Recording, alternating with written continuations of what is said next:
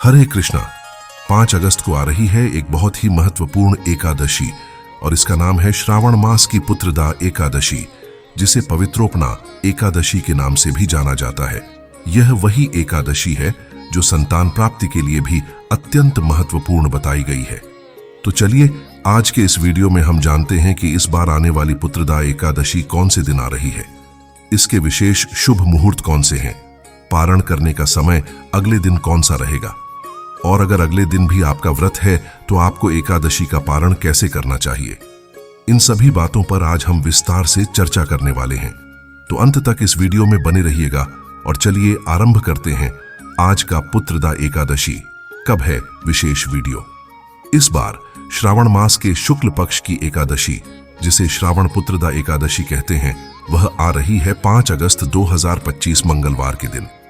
एकादशी तिथि का आरंभ हो जाएगा 4 अगस्त 2025 सोमवार के दिन दोपहर में 11:41 से, और यह एकादशी तिथि पूर्ण होगी 5 अगस्त 2025 मंगलवार के दिन दोपहर 1:12 पर।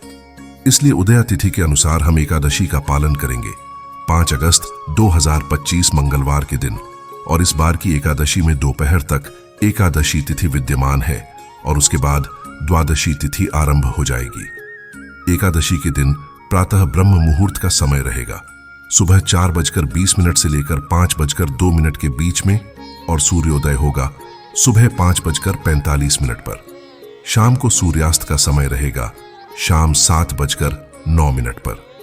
प्रातः काल में भगवान श्री विष्णु की पूजा अर्चना आप कर सकते हैं सुबह 4:41 से लेकर 5:45 के बीच में, और संध्या काल में भगवान श्री हरि की पूजा करने का समय रहेगा शाम 7:09 से लेकर 8:13 तक। इस दिन विशेष रवि योग भी बन रहा है, जो कि सुबह 5:45 से आरंभ हो जाएगा और 11:23 तक दोपहर में रहेगा।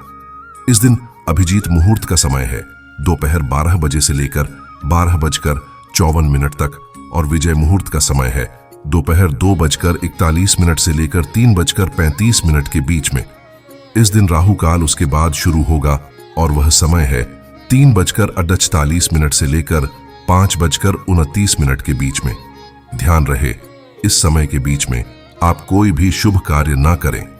इस एकादशी व्रत का पारण हम करेंगे अगले दिन, यानी कि 6 अगस्त 2025 बुधवार के दिन, और पारण करने का समय रहेगा सुबह 5:47 से लेकर 10:17 के बीच में। इस बार आने वाली एकादशी महत्वपूर्ण इसलिए भी है क्योंकि यह श्रावण मास की दूसरी एकादशी है और चातुर्मास के अत्यंत पवित्र समय में आती है। इस समय में किया गया कोई भी धार्मिक कार्य, जप, तप और दान उस व्यक्ति को अनेक गुना अधिक फल प्रदान करता है। जो भी व्यक्ति निष्ठापूर्वक इस एकादशी व्रत का पालन करना चाहता है, उसे चाहिए कि वह एकादशी के दिन प्रातः ब्रह्म मुहूर्त में उठ जाए, स्नान इत्यादि से स्वच्छ होकर भगवान श्री कृष्ण की मंगला आरती करें अथवा उसका दर्शन करें। उसके बाद तुलसी देवी की सेवा करें और उनके सामने बैठकर अधिक से अधिक मात्रा में हरे कृष्ण महामंत्र का जप करें। और यह महामंत्र है हरे कृष्ण कृष्ण कृष्ण हरे हरे, हरे राम राम राम हरे हरे।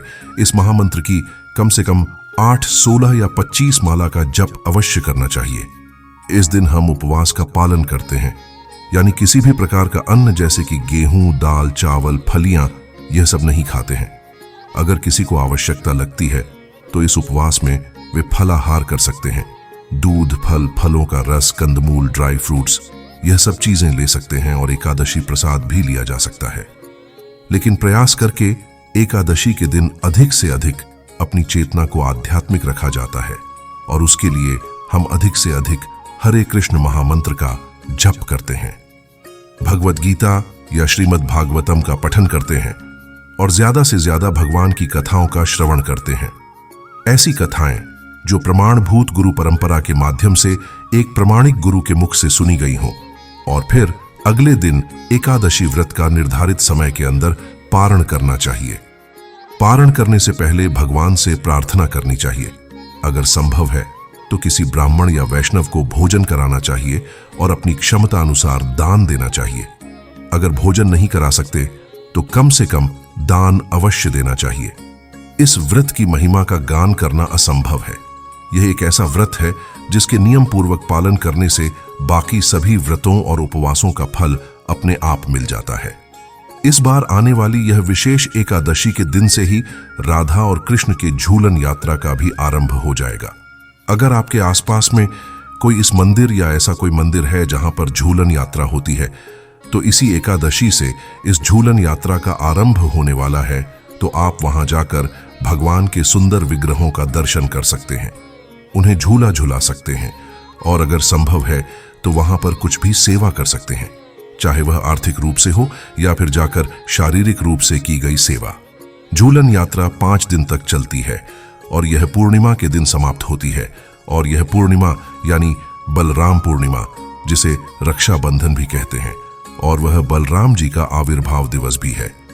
इस बार जो एकादशी आ रही है, उस एकादशी के दिन मंगला गौरी का व्रत भी रखा जाएगा, जो कि श्रावण मास में प्रत्येक मंगलवार के दिन रखा जाता है।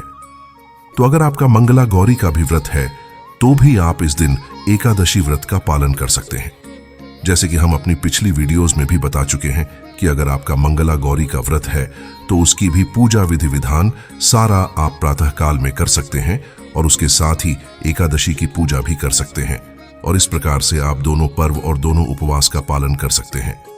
अब प्रश्न आता है कि अगर अगले दिन भी आपका प्रदोष का व्रत है तो फिर एकादशी का पारण कैसे करें?